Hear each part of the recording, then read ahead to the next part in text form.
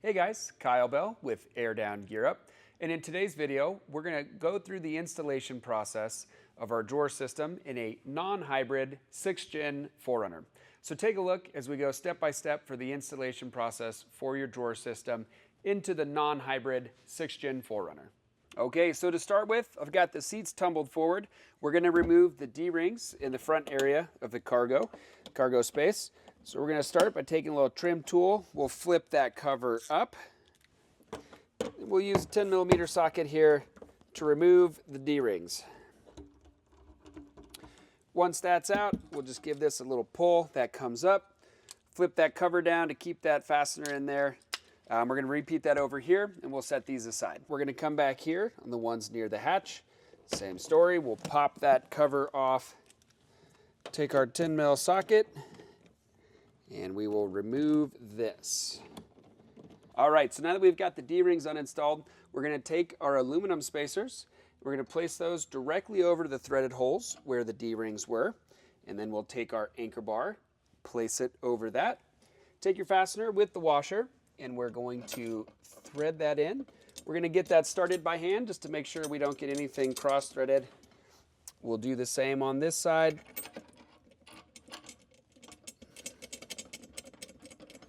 And then what we're going to do is just get this bar. It moves a little bit left to right. We'll get that roughly centered up.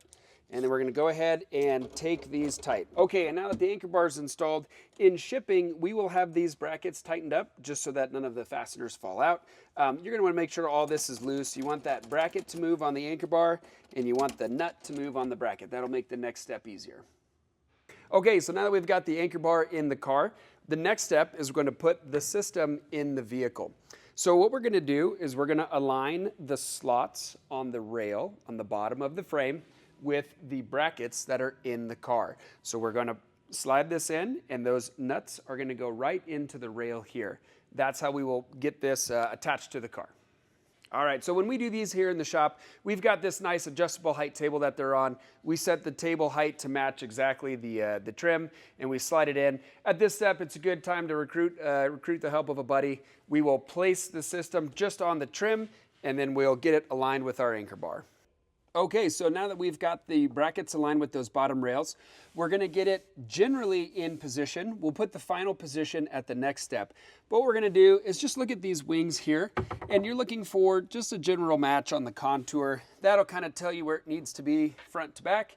That'll get you pretty close, and then we'll finalize the position in the next step.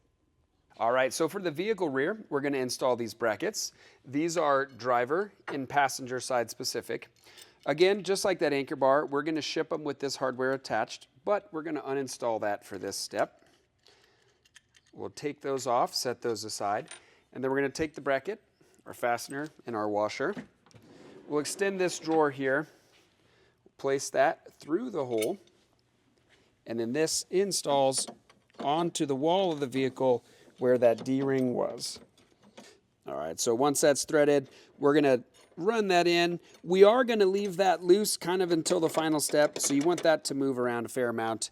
And then we'll come back to here and we'll reinstall this nut now. All right, so we're going to take the double nut, we're going to slide it into the rail, and then we'll grab our bracket. And what we're going to do is push that nut forward until the nut is aligned with the holes in the bracket. And then we'll take our fastener here, and we'll thread it through. No. Apparently he's a very nice guy. They were all like hanging around, and I guess Brad came. Okay, so once we've got that all loosely attached on one side, we're going to repeat the process for the other side. Handle that. This is a happy place. Okay, so now that we have everything loosely installed, we're going to start by tightening the bracket to the car first. We'll do that on both sides. That's going to set the position of the bracket, and then we will tighten the bracket to the system. So I'm going to come in here and torque this down. Okay, so with those brackets tightened to the car, we're now going to take the system and put it in its final kind of position. And what we're looking for is we want the system basically as far forward as this wing will allow. So we'll push it forward until we just barely have about 1/8 of an inch of clearance there. And then that will allow all these handles to have clearance. So now that that's in position, we're going to tighten the brackets here. We'll tighten those fasteners to the actual system itself. Okay, so with the vehicle rear brackets all secured, we're going to come back to the vehicle front anchor bar and start fastening all this down. We're going to start by tightening the bracket to the anchor bar. So we'll do these first, and then after that, we will do the bracket to the runner.